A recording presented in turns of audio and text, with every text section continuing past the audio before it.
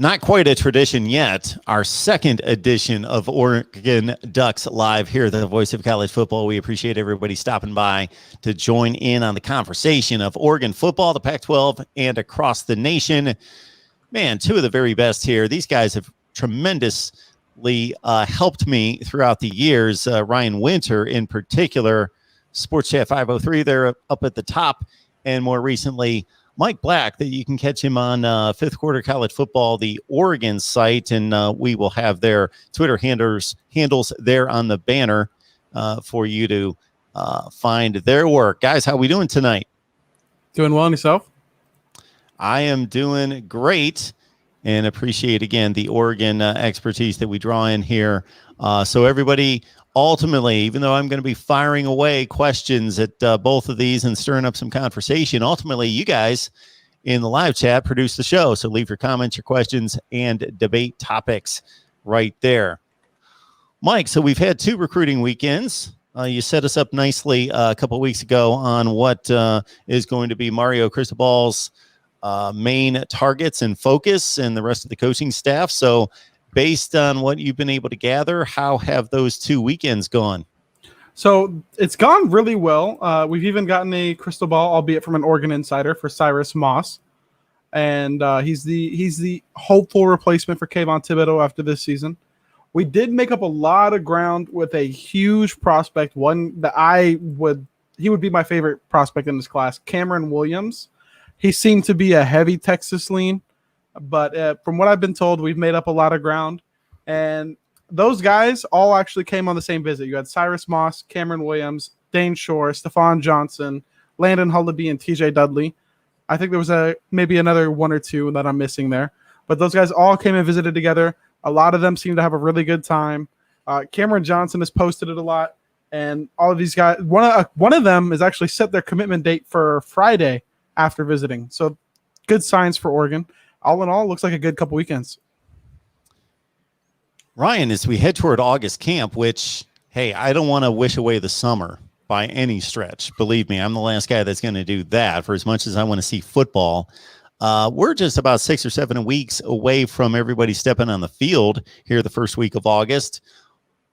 For you, whether it's a player on both sides of the ball, whether it's a unit or more of a narrative like third down defense or something like that, what is really going to be key for this team to clean up based on what you saw last season, based on what, dictates by the returning starters and the attrition on the football team headed toward week one? Well, I probably think it's the offense. I mean, I think the offense is what kind of was limiting last year a little bit in a couple games, and that cost the Ducks. And, the Ducks are not used to having offense being the problem. And defense looks pretty stacked. Defense is returning a lot of guys who played last year, young defense, but a lot of experience coming back. So I like the defensive side of the ball. I think special teams is always pretty strong for the Ducks. I just think that the offense and what you're going to get out of the quarterback situation and how well the offense is going to go in year two of Joe Moorhead. Good stuff. Mike, as we continue on the recruiting trail, we've got 2 weekends down, and you set us up nicely for those. This is always a common question that I like to throw out there because of the strategy that these coaching staffs have to keep the talent level at a certain level in regards to position balance and roster balance. So I'll ask it this way. Some of those positions, I got to think that even if they miss on their first guy, the second guy, the third guy are right in that ballpark. So it's not a big loss if they don't get their number one target, let's say at tight end, for example. They've got a second option that's just as good, let's say. But maybe at another position, they are really banking on a certain guy. And if they miss him, wow, they've got to drop off to go get that second or third guy. And that being the case, in addition to just the sheer talent evaluation, are there particular guys that are more important to this recruiting class because there might be a big drop-off after them? I think there may be guys who are more important, but not because there's a drop-off in the classes, but because of a lack of depth Oregon might have given projected losses after the season. So like we have a lot of players who we expect to declare after this season, and we don't have any replacements set up for a lot of those guys. And if you don't nail your guy, a lot of the times we're recruiting against the big name schools, the Texases, the Alabamas, the Oklahomas, the Ohio States are all recruiting for the same players we are. So if we aren't going after this guy as hard and we're focusing on this other guy and we miss on that other guy, well, Texas may already have that other guy locked up. It may be hard to get back in it for him. So in that sense, the guy we could actually pull may be a big drop off. So it's important to actually land the guys we're going after.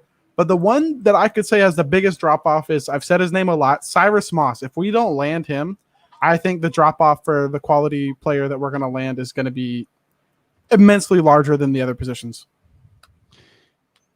You know, here's something that I think you both really could probably get after, and I'll just stay out of the way because even though this is recruiting and Ryan's more of an in-season, let's look at this roster and go with it. Let me know who's signed on signing day.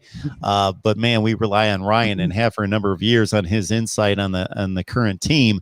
But Mike's been a great addition, as I stated off the top, in regards to the recruiting angle. But why is Mario so good at this? I'll just ask it plain flat out like that.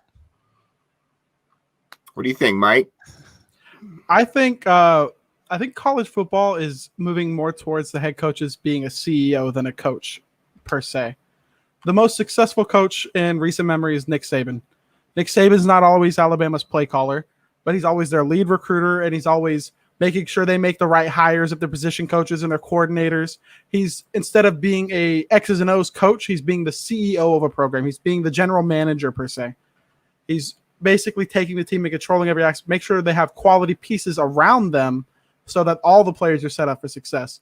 Whereas you have old school coaches like, for Oregon's sake, a Chip Kelly, a play caller who maybe doesn't make the best hires, isn't too fond of recruiting, and it's basing it purely on innovation when it comes to play calls and the offense for that period for Oregon.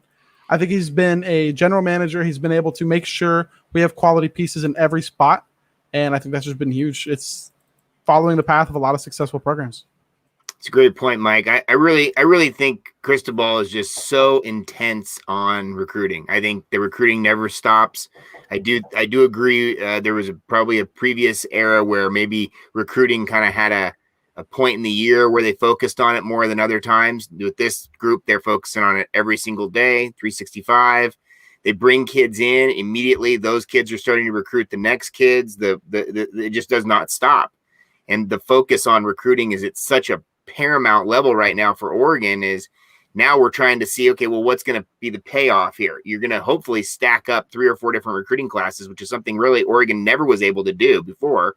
They might have had 1 or 2 here and there, but to stack up 3 or 4 in a row is going to be a real game changer. And you can see if it happens on the field. You know, the discussion right now with Cristobal is he a better recruiter than a coach?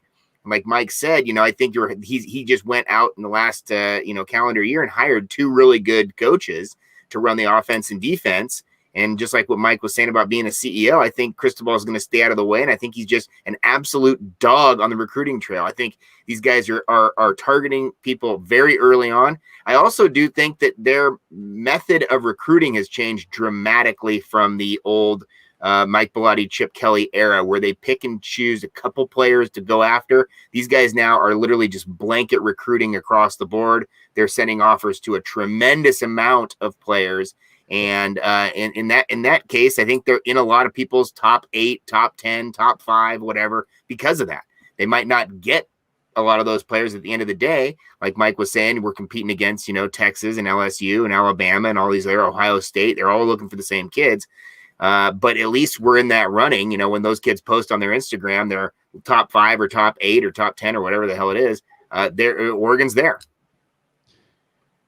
Ryan, the narrative you gave it in regards to just it being a grind, exhausting, relentless comes to mind. The successful coaches and coaching staffs, they're relentless. It's just nonstop, and it's a grind. I know that these guys are making decent money. There's no question about that. But my goodness, I don't envy them in regards to just the nonstop process and what it's become year in, year out across the board. And of course, there are times in which they can't formally reach out to the recruits, and it gives the coaching staffs a bit of a break as it does the recruits, and that's why it was designed specifically to help the student athletes. But you have to be relentless in addition to having a strategy and a game plan, and then building relationships, in addition to having, of course, the support of the school, the administration, the facilities, the money, and yes, the resources to get it done.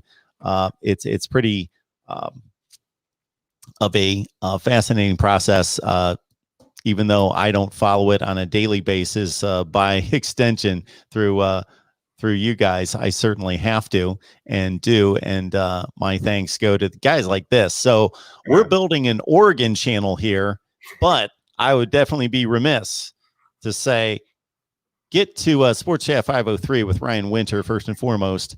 No question about that. That's your Oregon content, as well as fifth quarter college football, the Oregon site.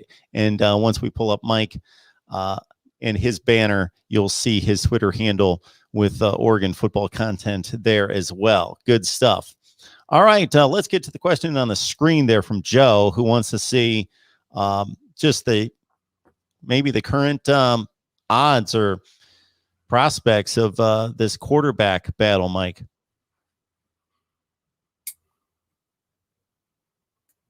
Oh, we got you on mute, I believe. I fixed that. Yeah, I still believe it's Robbie Ashford's job to lose. I think the staff is loyal to him. He stuck around even when he wasn't named the starter last year after transferring. Obviously, that could have been frustrating to a lot of players. And he stuck around. They're loyal to him. He's been solid at his stop at Boston College. And I think they're going to end up rolling with him. And he's probably going to be the starter going into week 1. You said Robbie, but I think you meant Anthony Brown. Anthony Brown. That's what I meant. Yeah. No, I agree with you, man. I mean, I think, again, like you're saying, last year was a very strange year with COVID. I feel like, they had a lot of practices taken from them. They had a lot of opportunities to work with these guys taken from them. And, going into the season, it felt like Tyler was the safer option. They took the safer option. I think it worked with them early in the year, but they lost confidence in Tyler very quickly. It felt like halfway through the year, he lost confidence in himself. You could see it on the field. I don't know exactly how the play calling was working. We were thinking it was going to be a really explosive offense, and all of a sudden it turned into a very vanilla, very easy to understand what the heck's happening from the defensive perspective. And I think Anthony Brown came in and did some really good things quickly. He was very calm under pressure, had some really good plays quickly, and he doesn't have a lot of film for Oregon, and then he went into their bowl game and ran up against a great defense. But I think Anthony Brown's going to be the guy. And the main game, I think, is Ohio State. I just don't think you can hand the ball to a freshman or a sophomore going into Ohio State with that lack of experience. I think Ohio State's going to be the game. And whether or not Oregon wins it or not, I think you need to go out there and give it your best shot and put your best foot forward there. So I would be very surprised if it wasn't Anthony Brown. So I have a question for you, Ryan. Yeah. Do you think you could beat Ohio State without a good deep ball? Well, to be honest, Mike, I don't think they're going to beat Ohio State with any ball. Yeah, I just don't see it happening. Ohio State is such a different level of football, and Oregon's trying to get to that level. And I'm not trying to diminish what Oregon has been doing and what they are, but I just think Ohio State it's a tough call. I thought last year, if you brought back the defense that we thought we were going to have, if you brought back all the kids we thought we were going to have, all the players we were going to play, I thought we could have it pretty close at Autzen. But even there, I thought, late in the game, I mean, I've just seen it up and close. I thought in 2010, Oregon had a chance, a couple plays, fumble out of the end zone here and there. Ohio State won, went to that national championship. Thought we had a chance with that one with the Heisman quarterback, ended up losing by 20. So I see through the lens of until we beat Ohio State, I can't see it. I mean, I think it's 0-9 in the lifetime of the series. But Ohio State's just a machine, and then going back there this year, first year back off of COVID, it's going to be hyped. I see Ohio State. If Oregon can get into halftime close, I think they can come back with no moral victories, but at least go out there and make a good showing of it. So from what it sounds like, you think we're not going to really keep it close. Well, I think in the fourth quarter, Ohio State's going to. Hey, anything can happen. Again, I'm obviously rooting for the Ducks. I think the Ducks are going to have. It's going to be a great opportunity. I'm not going back there. I'll tell you that much. I'm not spending money to go back there. I do think it's going to be a rude awakening for some people who think that they're going to roll in there and get a victory. Ohio State just plays a different level of football. I mean, ask the Big Ten. They've been trying to beat them for years. So. It's an interesting recent series. If we just look at the last two games that Ryan referenced, not the entire 9, and we can go back into the 80s. And of course, that has no connection to what's going on today. But the programs, especially Ohio State's, is pretty much the same program as the national championship team in 2014. Ryan Day has got it humming along that Urban Meyer trail. But what's interesting to note is I believe Oregon was right around a 5-point favorite in both games, the Rose Bowl and the national championship game. And especially going into that Rose Bowl, there was a lot of talk that that Oregon, just not just from a speed standpoint, but the speed of the plays, the running of the offense, that it would be difficult for Ohio State to keep up. And I remember that conversation going into the national championship game as well. And if I remember correctly, Oregon took it right down the field the first series of the national championship game and scored quickly, and Ohio State was on its heels defensively. Now, if you look at the two rosters, even though Oregon churns out a number of NFL players, Ohio State's usually sitting first or second in NFL players. And that was kind of my conclusion in predicting both of those games and predicting Ohio State to win, not comfortably. And the second game was a little more comfortable at 42-20. But I just thought, okay, which one of these teams is going to have the most NFL players long term? And it's not even going to be that close. And it was Ohio State. It's an interesting. We shall see in Columbus. I'm somewhere in between both of you because I tend to think, like Mike, that it should be a pretty good football game. I would agree. I think the changes of this team compared to those other teams is up front. I think that if Oregon's offensive line and Oregon's defensive line can hang up front, then yeah, we're in it. I mean, I think you win in the trenches. So I do think that, like Mike said, you got to win with a deep ball. You got to throw the ball deep. You got to be able to keep a defense honest, but you got to be able to hang with these guys up front. And Ohio State is classic for having great defensive linemen, great offensive linemen, and really good running game. So if we can stop the running game and make them make some plays, I would agree. I think it's be close, but I got to give it the hand to Ohio State going into it. I just, realistically, if I was a betting man, I would not be putting money on Oregon. So I think the biggest change is depth, because if you look at that 2014 Oregon team, trenches weren't exactly a weak spot. If you go look at the linemen on that team, there's like 6 who've made the NFL. Right. 3 or 4 had fairly good NFL careers or are still in the NFL. But when you lost one of them, the issue was the drop off from that first guy to that second guy was just so massive. Well, and the attrition that year was really tough, losing Darren Carrington with the weed suspension. I mean, Devin Allen in the Rose Bowl. Devin Allen in the Rose Bowl with the knee injury. I mean, there's 2 wide receivers right there that you really needed. And yeah, you're right. Depth has always been an issue. My dad used to say that, about the 80s, if they lost one player, they were done. The year we lost Bill Musgrave, had a great season and all of a sudden lose the last 5 games or whatever it is. Broken collarbone. An Adams effect. Yeah, and oh golly, never we've seen it worse than that. But yeah, and I think you're right. I mean, look at the depth just in the wide receiver room alone. You could lose the top 4 wide receivers and still be pretty strong, I feel like. And I think that goes back to that recruiting thing we talked about of stacking up 3 or 4 different recruiting classes together. You've got real talent here. You've got guys who are transferring out of here that were starting before. I mean, the fact that your starting quarterback last year transferred says it all. I mean, your recruits are coming in hot. So, and he transferred to a Power 5 school. Yes, and he'll have a good year. I truly think Tyler Shough will have a good year this year. A lot of the times it used to be if Oregon players were transferring, they were transferring to a junior college. Right. Exactly. So, yeah. Where I think Ryan also speaks to the gap in the last game in particular, but really both games, the Rose Bowl of 2010 and then the championship game of 14-15, is that, so for example, Ohio State and Michigan, last year's NFL draft, both had 10 players taken. Well, we know that there's a gap between Ohio State and Michigan, and it's substantial. There's a difference between having players drafted like Michigan. All their players were drafted in the 4th, 5th, and 6th rounds, and almost all of Ohio State's players were taken in the first 2 rounds of the draft. Like, there's a difference. Like, if you look at that championship game, Ezekiel Elliott then steps into the NFL and wins rushing championships. Michael Thomas steps into the NFL, and he's got the most prolific start in the history of the NFL in terms of catching passes and yardage. And like 3 secondary players for Ohio State were first-round draft picks. Just pretty insane talent on both teams. But it's difficult to keep up with where we are right now, Alabama, Ohio State, and then to a lesser degree, Clemson and Georgia, just in terms of recruiting rankings year after year after year after year. But Oregon's catching up.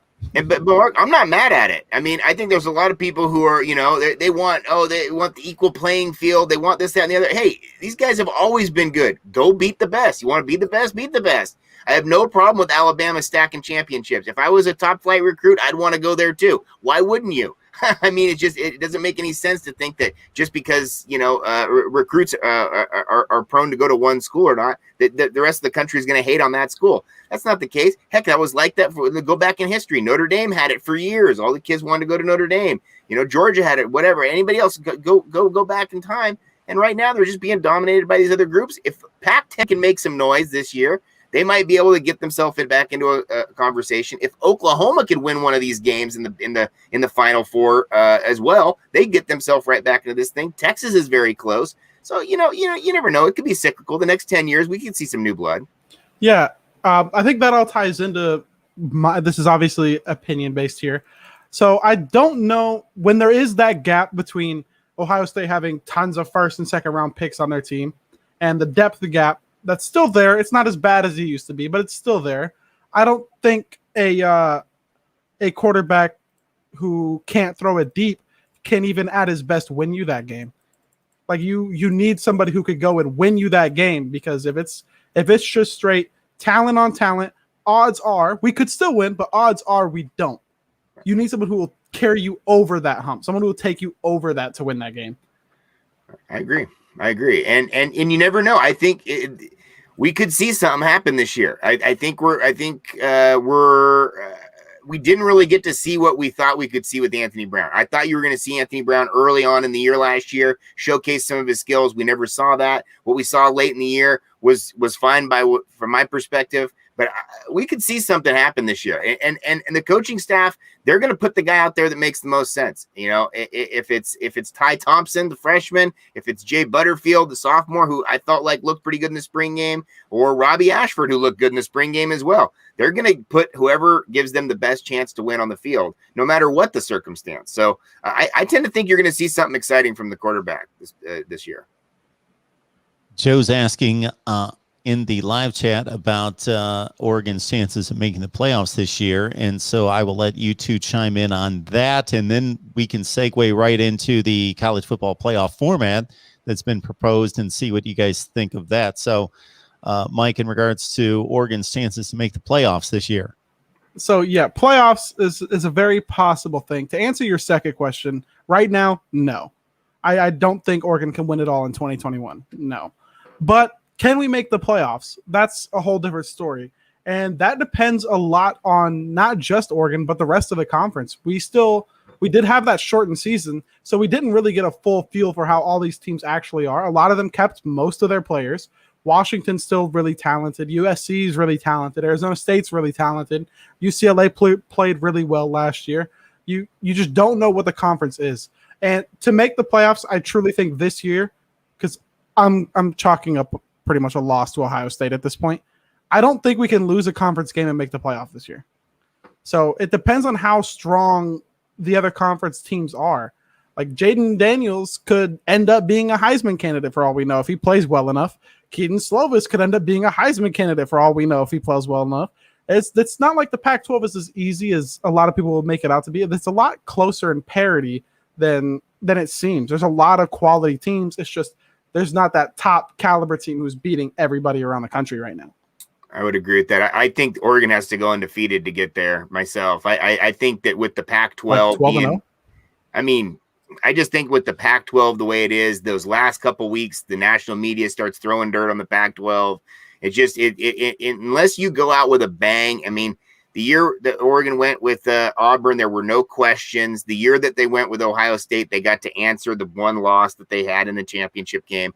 That might happen, I guess, but I think you need to win out your conference. I think you need to go undefeated in your conference, and in your non-conference, maybe they have a situation. Let's say Ohio State is just killing it and they're the number 1 team in the country or number 2 team in the country and they look fantastic. Well, then maybe that loss early in the season doesn't hurt Oregon as much, but I tend to think the way the national media is right now, it's very fickle, and the polls, I think, replicate that same exact narrative. And I just don't, from my perspective, I just don't see anybody in the Pac-12, even a USC media darling that they are, being at the end in those 4. In week 1, they're looking for one conference to throw out. They're going to do it every single. If you have 5 conferences and you only have 4 spots, they're looking for that one team to throw out. And that conference immediately off the top is going to be the Pac-12 in my mind. And I think the Pac-12 plays good football. I think it's very good. I think the parity is good out here. The balance of power is good out here. But for the average college football news guy in the country, they're not looking at the Pac-12. I still think an 11-1 Oregon with a loss to Ohio State gets in, because like 2019, if we don't lose to Arizona State, we most likely make it in. We were the 6th team, right, and we were behind Georgia and Oklahoma, and they both just didn't have that extra loss that we did. Right, and then you also need everything to fall. You need other losses in the country. So if teams are undefeated, then they're going. The way that it works, that I think that's the biggest push toward this 8-team playoff or 12-team or 16-team play. I don't know what the heck they're going to end with, but they're going to put a lot of teams into this thing, and I've always thought it's very simple. If it was a 6-team deal, you get 1 at-large. All your conference champions go. You get 1 at-large. Give the first 2 teams a bye if they want. Don't have to schedule it that deep. But they're going to make it into a deal where you're going to have extra games. They're going to make it you're going to have to win 3 games to win this thing now, it feels like. So I don't know. With the conference championships, the other bowls, there's a lot of discussions right now. I think so many people are so focused on the national championship. They're not really focused on anything else out there. I'm a little bit more of an old school guy, traditionalist, whatever you want to call it. I like the idea of a team like North Carolina getting to go to a bowl and have a win at the end of their season. Just because they didn't go to the national championship doesn't mean their season's a failure. I think there's a lot of that. You got to build for the next year. Not everybody gets to win a championship. There's 1 team. So I think we as a society have leaned a little too heavy on the championship or bust train. Even at Oregon, there's people who literally are excited about the season. As soon as Oregon loses 1 game, they're out. It's like, what? Well, you don't need to be doing that. At the same time, in defense of the fans, like when the bowls come around, if they're not in one of those New Year's 6 bowls, a lot of the times the best players aren't playing. True. So, it's hard to get up for it when it's like, okay, your backup quarterback, backup running back, and third-string corner are playing. For sure. And I support that move. I supported those guys opting out of last year. Right off the gate, I talked with Brady Breeze the day he did it, and I was like, dude, it's the best move you could have made. You're not gaining anything from putting the 5 or 6 games on film last year, especially when you didn't get to play Ohio State. That was the 1 game you needed to put on film anyway. So, no, I think big picture, if the Ducks get to a Rose Bowl, they get to the national championship conversation, and anything can happen at the end, I think that's where you need to put yourself. I just don't think that Oregon has any right to say that they have a right to be there at the end when in the last, 5 or 6 years, the Pac-12 just has not shown up. Like most groupthink national mainstream narratives, I do think that the Pac-12 being down is overblown. But I agree with Ryan. The conference has generally not shown up in big non-conference games, whether those be during the regular season or the postseason in recent years. But I don't think that to take what Mike said about the conference being deep and being strong with a lot of quality teams, not elite teams, but quality teams, I do think that you can take a huge portion of the Pac-12 and say these are all between 15 and 40 to 45 in the nation type teams. They're all going to go in the 6-6 to 8-4 range, and they're good teams. They could go to other conferences and finish 4th, 5th, 6th place in the conference and be really productive teams. But there's no, as of right now, Oregon's got the best chance, but there's no Ohio State, Clemson, Alabama, i.e., Oklahoma, Georgia, etc. And until it's proven, and unfortunately, the Pac-12 has played less of those games in the non-conference, have less opportunity than the other conferences to show it. It seems like Oregon played that Washington played that Auburn game. Oregon played the Auburn game, and it was like, this is like, besides USC playing Notre Dame, this is like the Pac-12's only shot at showing anything, and then they lose a tough game, and then it's, well, let's put them away. That seems to be a little bit harsh for me. But again, this Oregon-Ohio State game is going to be monumental for the conference. Not that they have to win, but if, like Ryan depicted, if Ohio State's the juggernaut that they typically are, if Oregon goes out there and plays well and loses 35-28, and Ohio State just blows the doors off everybody else, then Oregon can say, and hopefully they will gain some respect for themselves in the conference that way. We've got UCLA taking on LSU at the Rose Bowl in week 1. That could be a key matchup for the Pac-12 to pull off an upset and show that it can do something. Washington goes to Michigan. That's another game. Stanford's got their typical run of difficult non-conference games of Notre Dame, Vanderbilt, and Kansas State. Those come to mind. USC, Notre Dame, of course. Also games that the Pac-12 can show. They can't win them all. They shouldn't be expected to win them all, but be competitive, win half of them, hopefully, and go from there.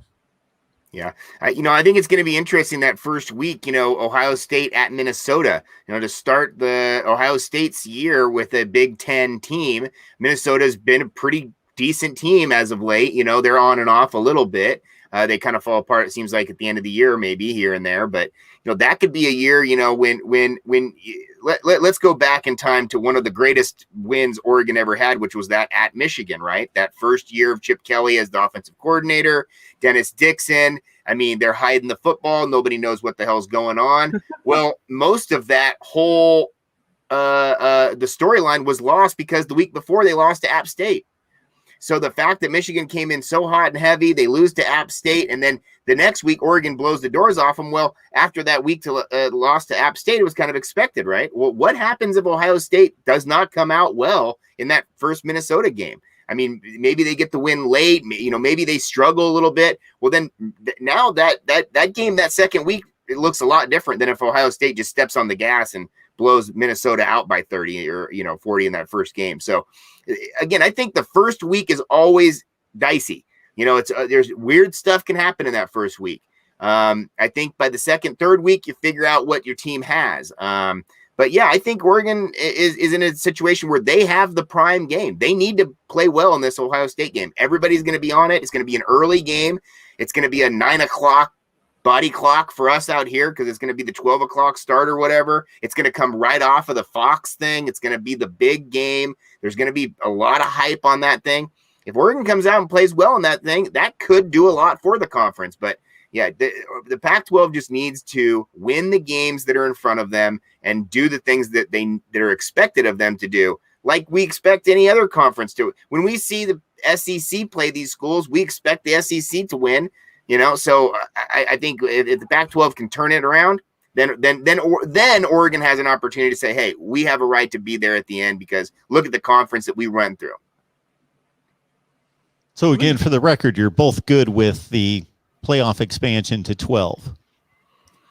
I preferred 8, but I mean, if it's going to get expanded and they want to, because obviously they're expanding more because obviously the finance is part of it. Like, there's a lot of money to be made. So, I mean, I think 12 is better than 4, but I think 8 is better than 12. And I think 6 is better than 12. But if it's going to 12, I like 12 much better than I like 4. I like the opportunity for a team to lose a game and still be in it. You know, Mark, you said it best. You know, Oregon took a chance a couple different times. They played the Auburn game. They played the LSU game to start the year. You know, they've tried to have other big games that they get booked into, and, you know, they've lost those openers. And, you know, that's a tough gig. You know, you open the season with a big game like that. It's like Daytona, right? It's like you got your first game is the biggest game of the whole year, and it's a Super Bowl to start the year off, and you lose that thing. It's hard to rebuild your rest of your confidence to go back into week 2 and put that thing back together again. And the rest of the social, you know, media, everything else, these kids are inundated with stuff now. I mean, the previous generation didn't have to deal with. And, you know, so you going out and losing that first game, knowing that you could lose it and still rebound and get back to the thing at the end, that's going to keep kids motivated. That's going to be a big deal going forward. So I like the idea of just that simple idea of everybody can have a conference champion. And then the SEC's happy with this idea that your conference champion can also have somebody else. So you can have LSU and Bama go out of the same division. You don't have to have that argument of, well, they didn't even win their division. Well, yeah, their division is the best thing in football. What do you expect? SEC West, whoever wins the SEC West has the chance of the championship. Pac-12 fans should automatically just love the playoff expansion because of one thing. There's an automatic bid for conference champions. Exactly. And I understand. I thought it was an automatic bid for the 5 highest ranked. I'm getting there, Mike. Oh, okay. Yes. So 10 conferences. Yes. The 6 highest ranked conference champions go. But let's make no mistake about it. If you go through the entirety of college football, so I went through the last 8 years. Let's save 2020 because we had a non-division winner in the Pac-12 go to the championship game and then win. And yeah, they were 4-2 and all that. They played 6 games. Okay. Outside of that, make no mistake about it. The formula is going to be the 5 Power 5 champions, and then the best group of 5 champion are going to be your 6 automatic conference champions to make it. So this is great news for the Pac-12 that's been shut out, 17, 18, 19, 24 consecutive seasons. That is no longer going to be the case. At least one entry into the playoff every year for the Pac-12. And actually, I've run the numbers. I wish I had it in front of me. But anyway, I'm doing a series where I'm applying the 12-team playoff to each season during the playoff era. And people would be surprised at how many Pac-12 teams would have made a 12-team playoff. It's not like just the champion and then, wow, the Pac-12 sucks, so nobody made it. No, that's not the case. No, I could see that. I mean, go back to the year where Stanford beat Oregon. Stanford might have gone and Oregon might have gone. Or, you know, having USC or having, you know, a school where you don't face them in the Pac-12 championship and they're able to have their record go. They don't get, like you're saying, they don't win their division, but yet they have a great season or whatever. I tend to think that the more teams, the more eyes you're going to have on the thing at the end. What I don't like is I think you're going to slowly fizzle out the rest of the bowls, and this thing is going to kind of go into this deal in the future where there's no question about that. And that's fine. I mean, I'm not worried about that. I think having bowls at, you know, January or December 17th or, you know, is a little ridiculous, and having 32 bowl games or something, having 6 and 6 teams play each other maybe is not that exciting, but Vegas loves it. The tremendous amount of eyeballs on those games for at least just the number. And then I also do like what it does for the actual football programs where it gives the kids a chance to go out with a win. So, but it would be cool to see, you're right. It would be cool to see more matchups of more Power 5 schools. It's another great element of the playoff would be to be able to have the matchups correctly. If you get the seeding, now everybody's going to be worried about the seeding and where they're at, just like you see with now the NBA playoffs the last couple of weeks. Everybody's worried about where they're at in the seeding. It would generate a tremendous amount of interest into the Pac-12 versus the Big 10 or the Big 12 or the SEC or ACC, and to be able to get these matchups. The Pac-12 rarely ever plays the ACC or the SEC, so it'd be really great to see these things match up. And these are the games people care about instead of it being the 5th place Pac-12 team in the the sixth place SEC team in the Zaxby's Bowl or whatever. You could go the other route where you have the top two teams in the conferences play each other. I think that'd be fantastic.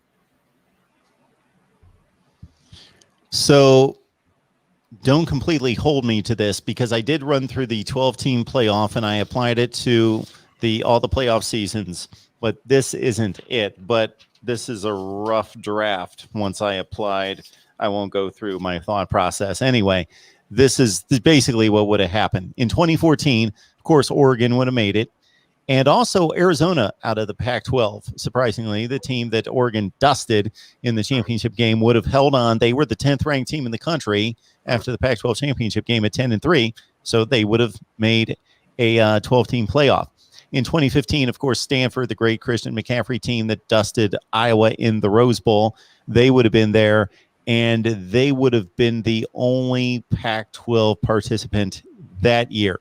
2016, Washington won the Pac-12. That's a team that lost to Alabama in the playoff, and the last playoff team out of the Pac-12. But you also would have had Colorado as the Pac-12 championship game loser, would have made it, and also USC.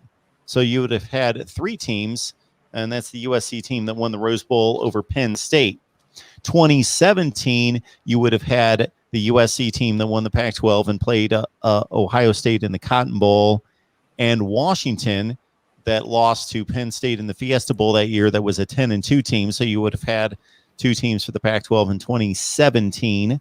In 2018, you would have had State. Washington. Well, no. You know what?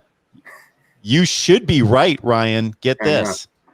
I don't have it in front of me, but I ran the numbers and went through it. So the at-large teams are going to be selected based on the college football playoff rankings. So you would have thought Washington State had the best record in the Pac-12 after the regular season, 10-2.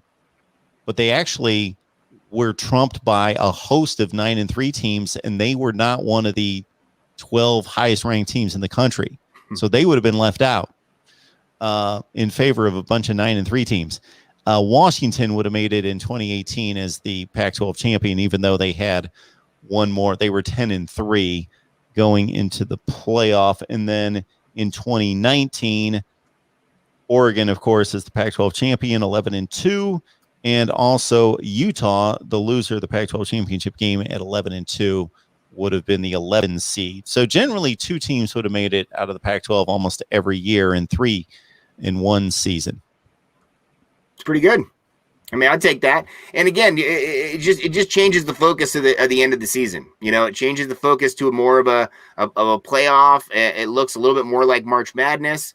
You know, March Madness being the most popular thing basically in the entire calendar year. That first weekend, people absolutely love it. Gamblers love it. Vegas loves it. I mean, you have secretaries filling out brackets. You have people who have no concern about the sport at all are interested that first weekend in March Madness. You'd probably bring a lot of eyeballs that you're already crushing it with college football. I mean, it's an exponential growth in the last 20 years, and this would definitely change that. It would definitely help the sport. They tried to do it with the BCS. They tried to get some of the arguments out of it at the end of the day. They've altered it. They've shifted it. You knew it was going to change when they said, I don't know what was the original number of years that they'd signed up for or whatever. It was down to 2026 or something, 2024. But you knew they were going to change it before that. I mean, you just had a feeling that as it grows, there's more money in the pot. More people are going to want to have a piece of this, especially ESPN, right?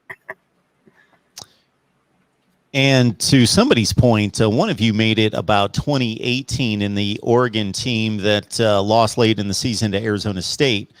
So really the only difference between Oregon and Oklahoma, who made the playoff that year, is that Oregon went out and played, like you said, Ryan, they went out and played that Auburn game the first week and lost.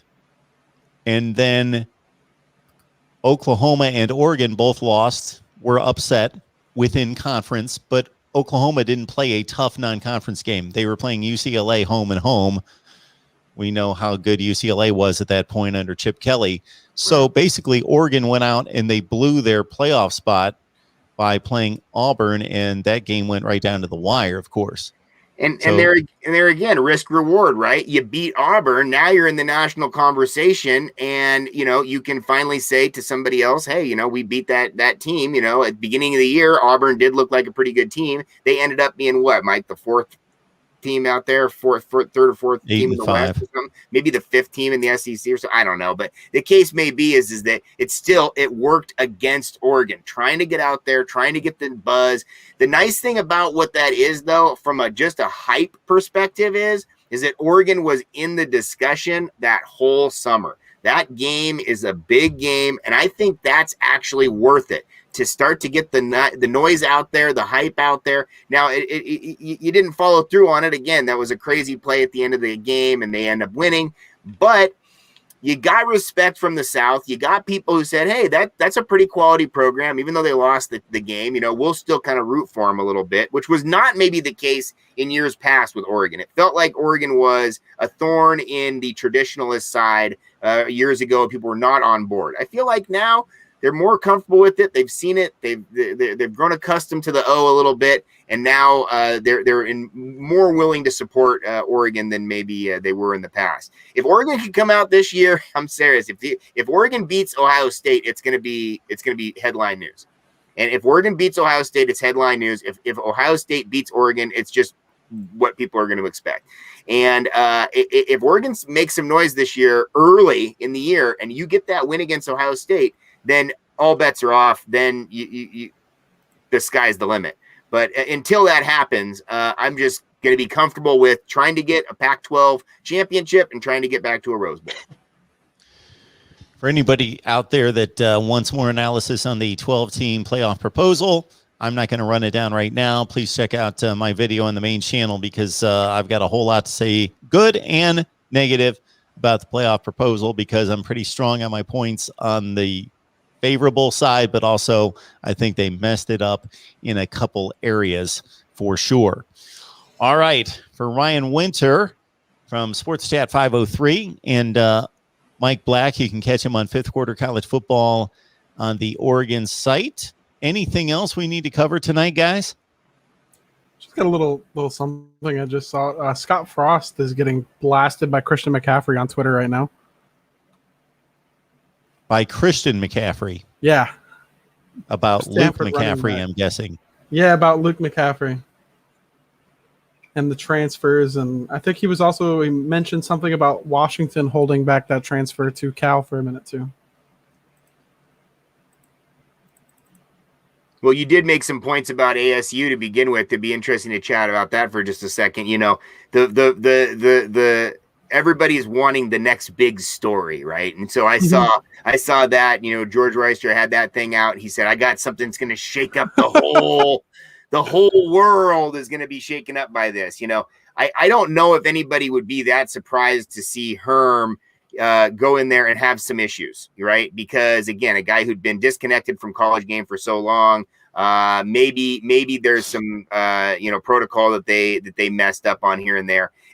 I don't know if it's as bad as it sounds, but there's a lot of noise, not just in the Pac-12 but across the country about Oregon, and constantly about Oregon, especially with their recruiting levels going up the way they have, with the money coming from Uncle Phil or coming from this or that, or and so personally, I'm scared to death of every one of these stories that comes out. Anytime another story comes out, I'm thinking, oh no, here we go. This is going to be terrible, because I do think that some of the other bigger schools can handle these kind of stories. I think Oregon, it could be a death nail. I think if something happens, a big story, a big scandal kind of happens, and it could unravel quickly. And I do think that could happen at ASU. I did think ASU is a little bit of a sleeping giant. It's one of the biggest schools in the country. 60,000 kids are in that school. It's got great facilities. They've changed it around. They've changed the philosophy there. And I thought with Herm's success that could be a big time up and coming program in the Pac-12 you have to deal with. This could be a very quick end to that. They might have to go through a huge hurdle in the next couple of years if this thing unravels the way it might. I know George did say that wasn't the story he was talking about. Oh, okay. He said apparently there's something else, because I was like, I don't know if Arizona State kind of changes the balance of power out west that much. But I do think they're good, though. George did say he'd come on the Ducks and Dogs podcast, so I'll talk to him then. Good work. Yeah, so before we say goodbye, I'd like everyone to know where they can find both of you. So, Mike, we'll start with you. Yeah, so you can find me. I write for fifthquarter.net, and I also have the Ducks and Dogs podcast with another member of the Fifth Quarter network, and we just talk Oregon and Washington, the football rivalry, and the Pac-12 in general. And that's where you can find me, and that's ScoMikeB on Twitter. Love it. I'm at Sports Chat 503 YouTube. I don't get on Twitter that much, but I'm there every once in a while. But I just do YouTube, talk about the season. I do interviews in the off season with some of the guys, and just try to give some information out there coming from our perspective out here on the West Coast. And we are the voice of college football, so we appreciate everybody stopping by, and we will pull one of these together as soon as possible, talking Oregon football as we take you through the month of June and all this recruiting bonanza going on in the Great Northwest and throughout the Pac-12 and the nation. Ryan, Mike, we always appreciate it. You guys are the best, and thank you so much for making this happen. Thank you, Mark. Love being here, bud.